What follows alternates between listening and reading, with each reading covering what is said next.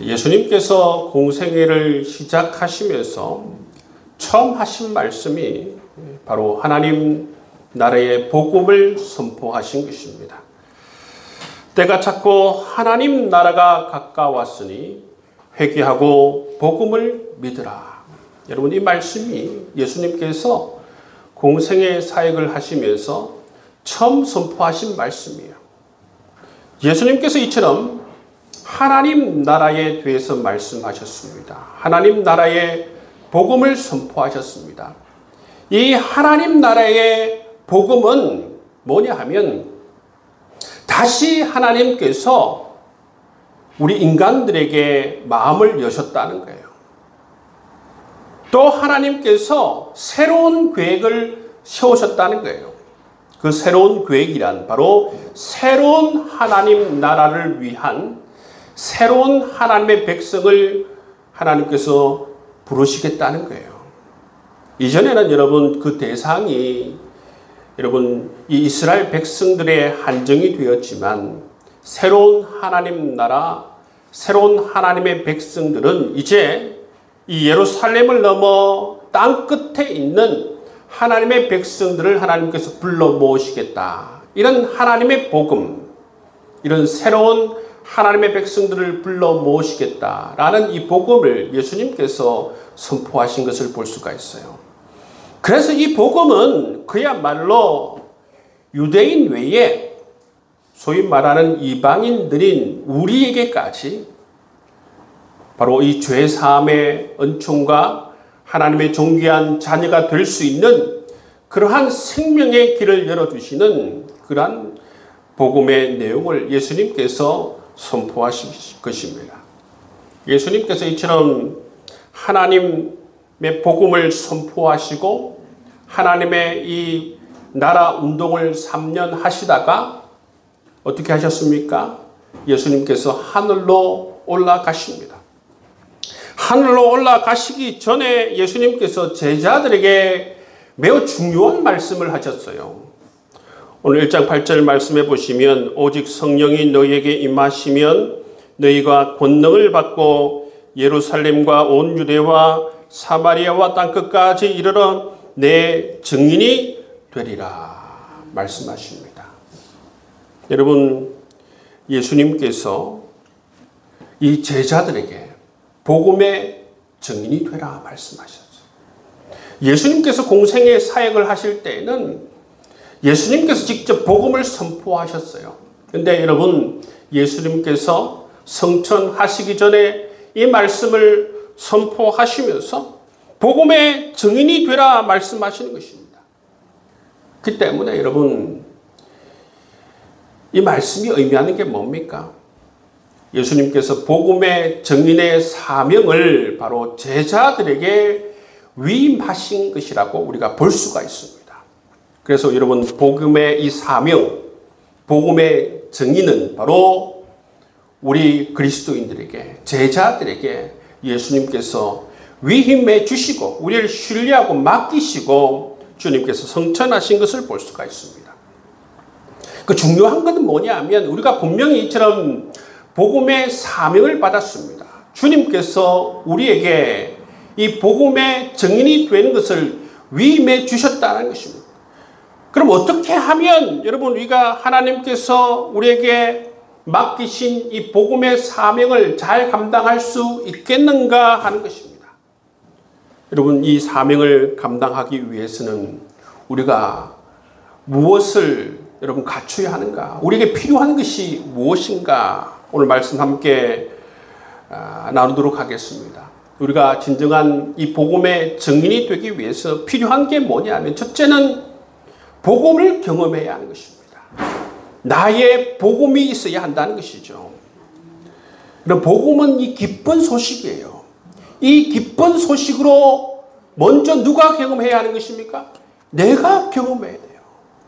이 기쁜 소식이, 이 기쁨이, 복음의 기쁨이 나를 채워야 하는 것입니다.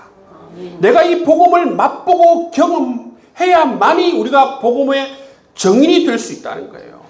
이 복음 가운데에는 십자가의 복음도 있고 부활의 복음도 있고 하나님께서 이 땅 가운데 정말 영원토록 나와 함께 해주시는 귀한 복음의 내용들이 있습니다. 여러분, 먼저 이 십자가 복음을 우리가 경험해야 하는 것입니다. 십자가 복음을 통해서 정말 예수님께서 대속의 은총을 통해서 우리의 죄 사함을 허락해 주시고 우리의 생명의 길을 열어주시고 하나님의 자녀가 될 수 있도록 우리를 이끌어 주셨다라는 이 십자가 복음을 우리가 믿음으로 받아들이고 믿음으로 고백하고 이 죄 사함의 은총을 우리가 경험해야 한다는 것입니다. 복음의 여러분 부활의 복음을 경험해야 하는 것입니다. 부활의 첫 열매가 되신 예수님처럼 여러분 우리도 예수님과 함께 부활하게 되리라 라는 이런 확신을 가지고 이미 부활한 자로서 이 땅을 살아가는 것이 여러분 필요한 것입니다. 뿐만 아니라 여러분 우리에게 주님께서는 십자가 복음과 부활의 복음을 허락해 주실 뿐만 아니라 이 땅 가운데서 우리와 함께 해 주시겠다. 우리의 아버지가 되어 주시겠다. 여러분 동행해 주시는 주님의 놀라운 은총을 우리에게 베풀어 주십니다. 그렇게 우리의 일상 가운데에서 삶을 살아가면서 여러분 이러한 기쁨을 이러한 복음을 가지고 살아가야 한다는 것입니다. 이 복음은 단지 우리가 지식적으로 알아서는 여러분 우리가 참된 증인이 될 수가 없어요. 알 뿐만 아니라 이 복음을 내가 경험해야 한다는 것입니다. 나의 복음이 되어야 한다는 것입니다. 이 증인이라고 하는 헬라어는 말투스입니다. 말투스라는 이 단어는 여러분 그냥 우리가 사실을 아는 게 아닙니다. 그야말로 생명을 다해서 참된 증인이 될 수 있겠느냐라는 그러한 의미를 가지고 있다는 것입니다. 왜냐하면 여러분 예수님 시대 그 이후의 사도들은 예수님의 복음의 증인이 되기 위해서 필요한 게 있었어요. 이 말투스가 되기 위해서 필요한 게 있었어요. 뭡니까? 자기 생명을 내려놓아야 돼요. 복음을 전하면 죽을 수가 있습니다. 왜냐하면 거대 권력, 로마라는 거대 권력과 이 유대 종교라는 이 거대 권력 앞에서 복음을 전하면 어떻게 됩니까? 뻔히 복음으로 말미암아 핍박을 받고 박해를 받을 줄 알지요. 체포되고 가두어지고 정말 죽음을 자초하는 그러한 길로 가는 것을 압니다. 그럼에도 불구하고 여러분 예수님의 제자들은 어떻게 했습니까? 복음을 전하는 것이죠. 그래서 여러분 복음은 단순히 지식적으로 아는 것을 넘어서 이처럼 정말 참된 복음을 경험한 사람들이 복음의 참된 증인이 될 수 있다는 것입니다. 여러분 TV 보면 여러분 요즘 굉장히 많은 프로그램들이 있어요. 요즘 굉장히 많이 늘어난 프로그램 가운데에 여행하는 프로그램 뿐만 아니라 이 음식을 잘하는 곳에 방문하여서 음식을 맛보는 프로그램들 있지 않습니까? 그 사람들이 정말 이 맛집들을 찾아가면서 그 맛을 보고 맛을 맛보면서 어떤 맛이다 라고 그렇게 음미하면서 사람들에게 그것을 그대로 전해주는 것을 볼 수가 있어요. 여러분 복음을 맛보아야만이 복음이 어떤 맛이고 그것이 주는 기쁨이 무엇이고 그것이 주는 행복이 무엇인지를 우리가 전할 수 있다는 거예요. 내가 맛보지 못한 복음을 어떻게 우리가 생생하게 전할 수 있겠습니까? 참된 복음을 전하기 위해서 이처럼 복음을 맛보아야 돼요. 복음을 경험해야 하는 것입니다. 뿐만 아니라 우리가 이 복음은 뭐냐 하면 초신자 때 한번 경험하는 게 아니에요. 생생한 복음의 맛을 전하기 위해서는 우리가 날마다 이 십자가 복음을 의미하고 부활의 복음을 맛보고 날마다 하나님과 동행하는 이 기쁨을 날마다 맛보아서 날마다 생생한 복음을 가져야 하는 것입니다. 여러분 우리가 복음을 맛보지 못하면 참된 증인이 될 수가 없다는 것입니다. 날마다 여러분 매일 복음을 맛보며 매일매일 복음을 누리며 살아갈 수 있는 여러분 될 수 있기를 주님의 이름으로 축복합니다. 그것이 바로 참된 증인이 될 수 있는 첫 번째입니다. 참된 복음이 될 수 있는 두 번째는 무엇인가? 오늘 말씀해 보시면 성령이 우리에게 임해야 한다 말씀하고 있습니다. 성령이 임해야만이 우리가 복음을 전할 수 있는 권능을 가지게 된다 말씀하고 있습니다. 오직 성령이 너에게 임하시면 너희가 권능을 받고 내 증인이 되리라. 아멘. 그렇습니다, 여러분. 예수님께서는 예수님의 제자들에게 복음을 위임해 주셨어요. 복음을 위임해 주시고 나서 끝이 아니고 여러분 중요한 게 뭡니까? 복음을 위임해 주실 뿐만 아니라 우리에게 누구를 보내주셨어요? 성령 하나님을 보내주셨어요. 성령 하나님을 보내주신 이유가 무엇입니까?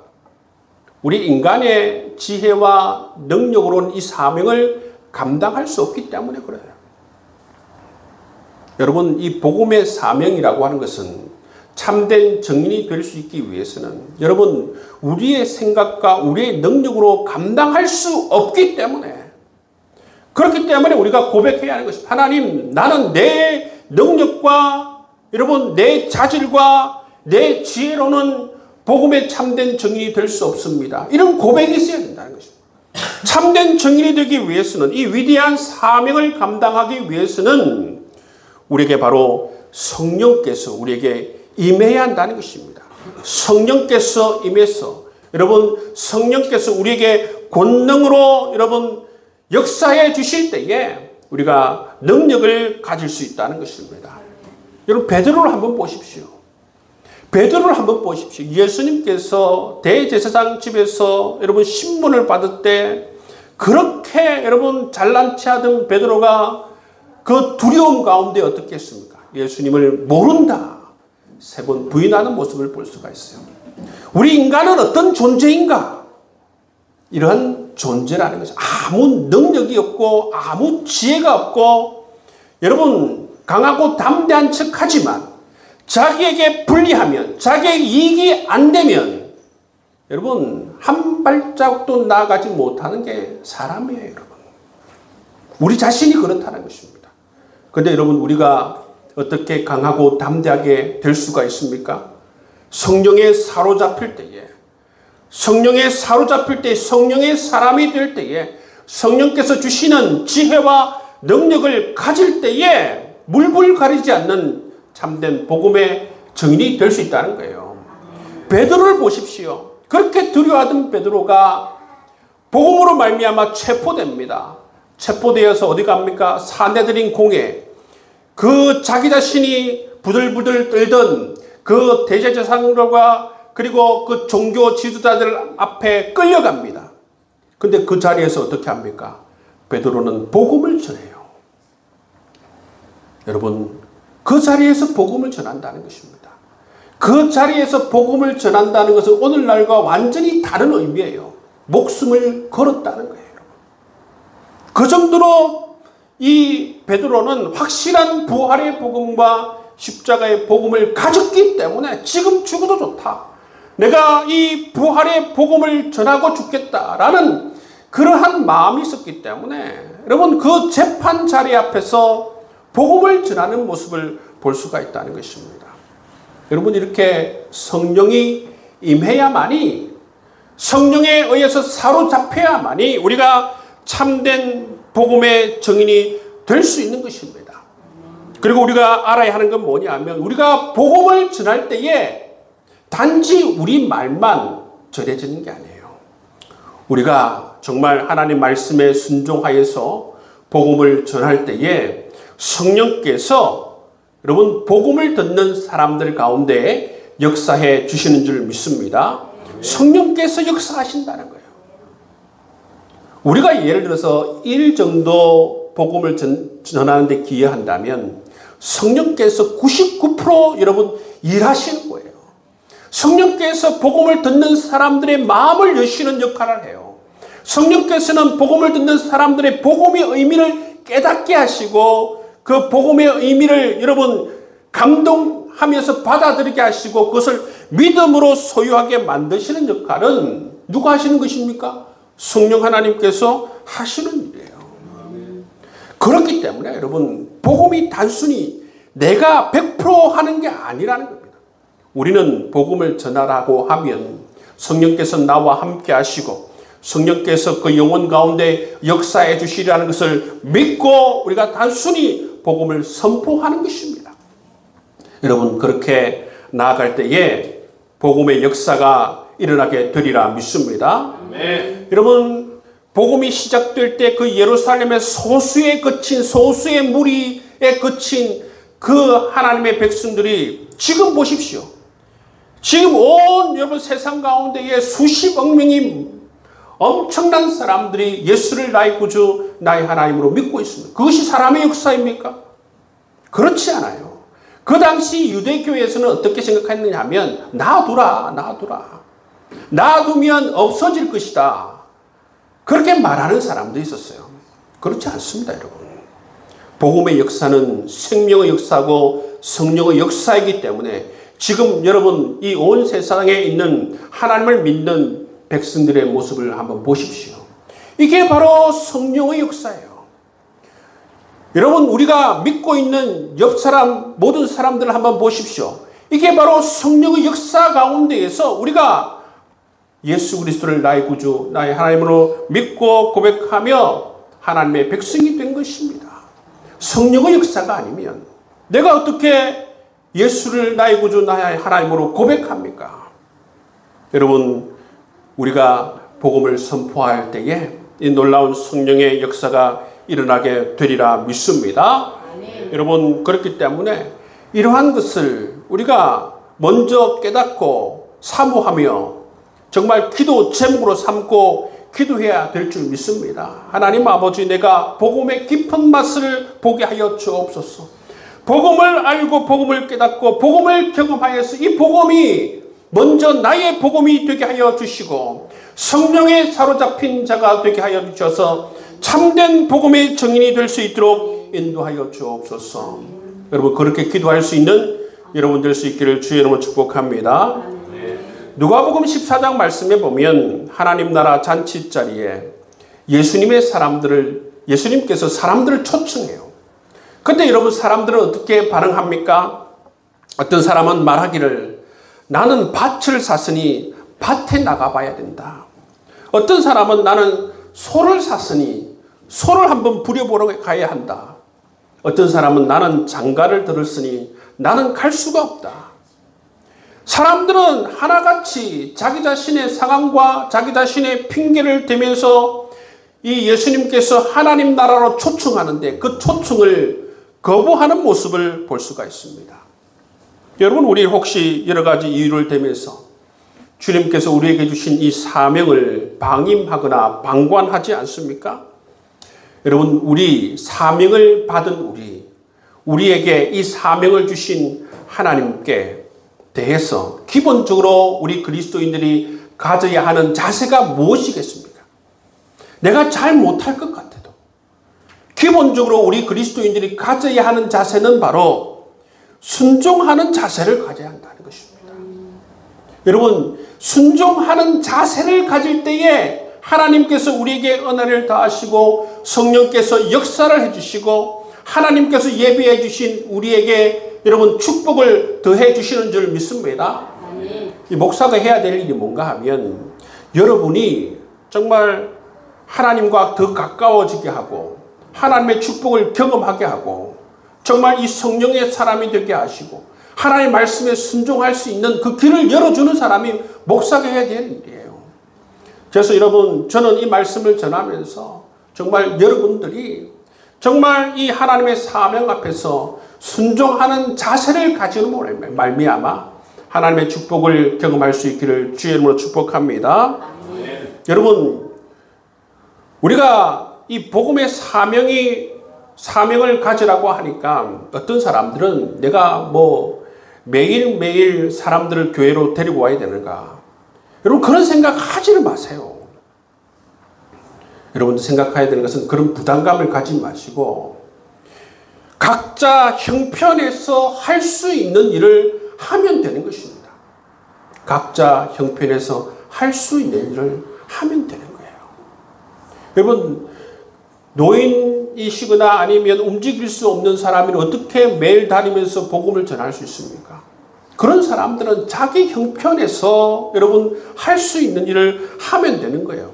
그렇지만 반대로 나는 나이가 많기 때문에 나는 복음의 증인이 될 수 있어. 내가 할 수 있는 일이 없어. 이렇게 생각하시면 안 된다는 거예요. 내가 할 수 있는 일을 하자. 내가 하나님 나라 갈 때까지 복음의 증인으로서 내가 할 수 있는 일을 하자. 여러분 나이 많으신 분들, 움직일 수 없는 분들, 여러분 복음의 증인이 될 수가 있어요. 어떤 일을 할 수 있습니까? 기도하시면 됩니다. 자기 할 수 있는 범위 내에서 순종하면 되는 것입니다. 가정에서 또 여러분 자기 자녀를 위해서, 영혼들을 위해서, 복음을 전하는 자들을 위해서, 선교사들을 위해서 기도하십시오.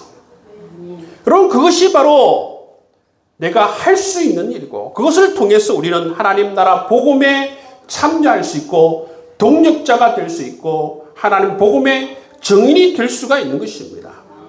자녀를 키우는 젊은 여러분 엄마들도 자기 형편에 할 수 있는 일을 하면 되는 것입니다. 직장 생활로 바쁜 분들도 여러분 자기 형편에 할 수 있는 일을 하시면 됩니다. 나는 바쁘기 때문에 할 수 없어.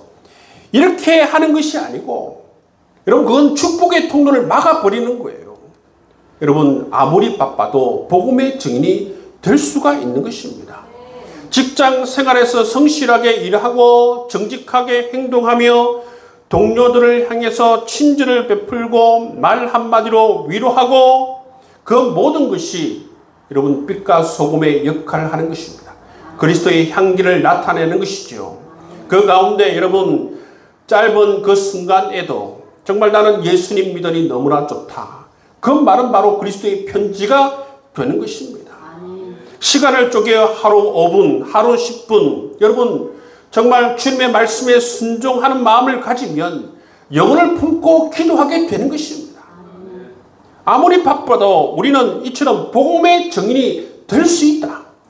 내 형편이 어떠하든 내 나이가 어떠하든 내 상황이 어떠하든 나는 언제든 복음의 증인이 될 수 있다. 그런 마음을 가지는 것이 중요한 것입니다. 여러분 하루 한 사람을 위해서 기도해 보십시오.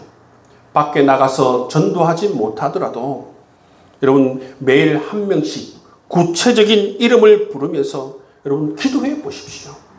여러분 우리 기도 가운데에 반드시 성령께서 역사해 주실 줄 믿습니다. 뿐만 아니라 우리 일상에서 복음을 전할 수 있는 작은 기회들을 기대하면서 여러분 준비해 볼 수 있기를 바랍니다. 내가 특별히 어떤 복음을 전할 자리를 만들지 않아도 내가 이런 복음의 증인이 되겠다라는 그런 마음을 가지고 우리 일상을 살아가면 반드시 그 일상 가운데에서 여러분 하나님 주신 기회들을 포착할 수가 있다는 것입니다. 복음은 여러분 거창한 것도 아니고 어려운 것도 아닙니다. 자연스럽게 예를 들어서 어떤 사람과 만나게 됐어요. 차를 마실 수 있는 자리가 됐거나 아니면 식사할 수 있는 자리가 됐거나 아니면 잠시 서서 이야기할 수 있는 자리가 됐어요. 그런 자리 가운데에서도 여러분 얼마든지 이 짧은 순간에도 복음을 전할 수가 있는 것입니다. 이야기하다가 나는 뭐 이런 것 때문에 힘들고 저런 것 때문에 힘들고 그럴 때에 나도 힘들었지만 정말 이 모든 힘든 것들을 나는 예수님께 기도하면서 이 모든 어려움들을 넘어섰어. 너도 정말 예수님을 한번 만나봐라. 예수님께 기도해봐라. 정말 하나님께서 좋은 은혜를 베풀어 주실 거다. 여러분 그러한 기도에 이 복음을 전할 그러한 기회들을 포착하는 것이 중요한 것입니다. 힘들어하는 사람들에게 친구들에게 내가 복음의 증인으로서 살아가겠다라고 하는 그러한 마인드를 가지고 있으면 그 사람들이 정말 내가 힘들다라고 했을 때에 진실된 위로를 건네줄 수 있고 문자로 짧은 말씀으로 소망의 말씀을 나눌 수가 있는 것입니다. 이것이 복음의 씨앗을 뿌리는 거예요. 출근할 때, 학교 갈 때에, 만남이 있을 때에 여러분 이런 기도를 해보시길 바랍니다. 하나님, 오늘 누군가의 예수님의 향기가 되길 원합니다. 누군가의 그리스도의 편지가 되길 원합니다. 하나님, 오늘도 누군가에게 복음을 전할 수 있는 기회를 허락하여 주옵소서.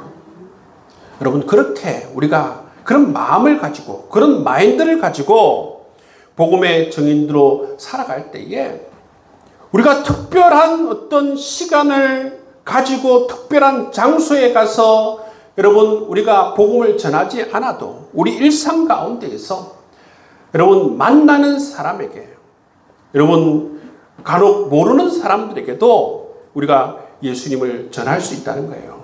나는 예수님을 믿어서 너무 좋습니다.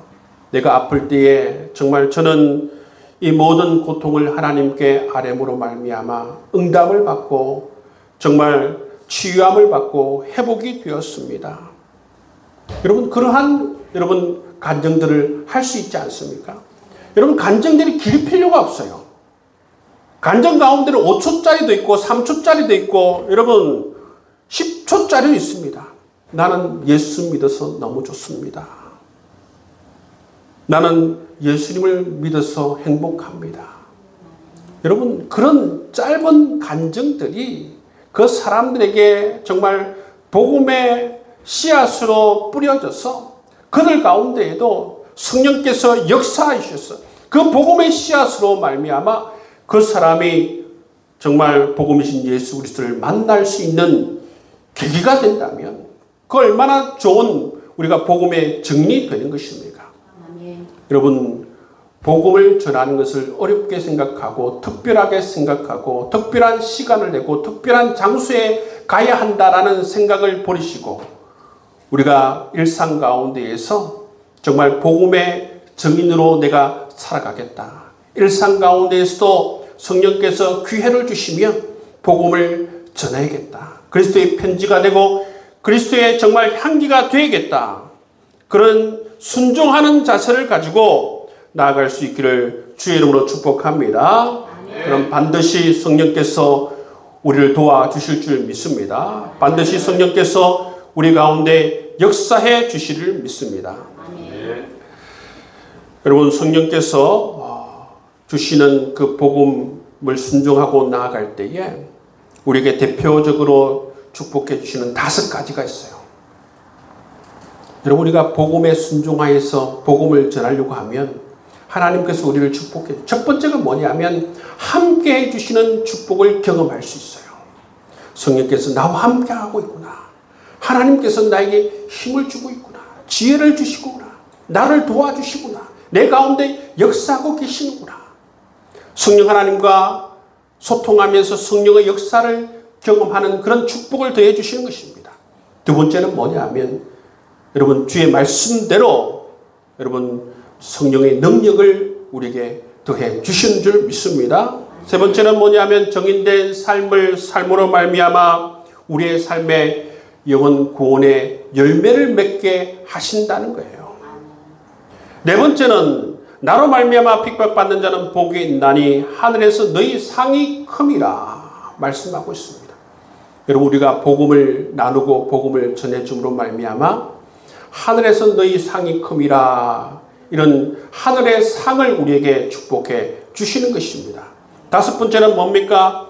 복음의 증인으로 살아가는 자는 참된 예수님의 동력자가 되는 것입니다.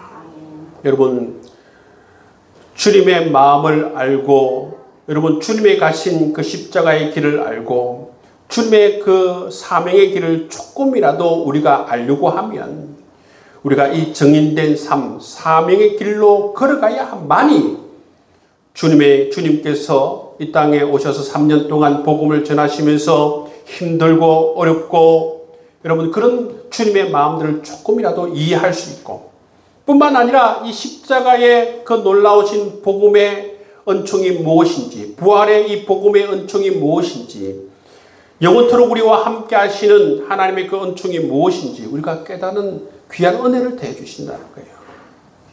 여러분, 참된 복음의 증인이 되셔서 하나님께서 여러분에게 더해 주시는 이 놀라운 축복을 다 받아들일 수 있는 여러분 될 수 있기를 주의 이름으로 축복합니다.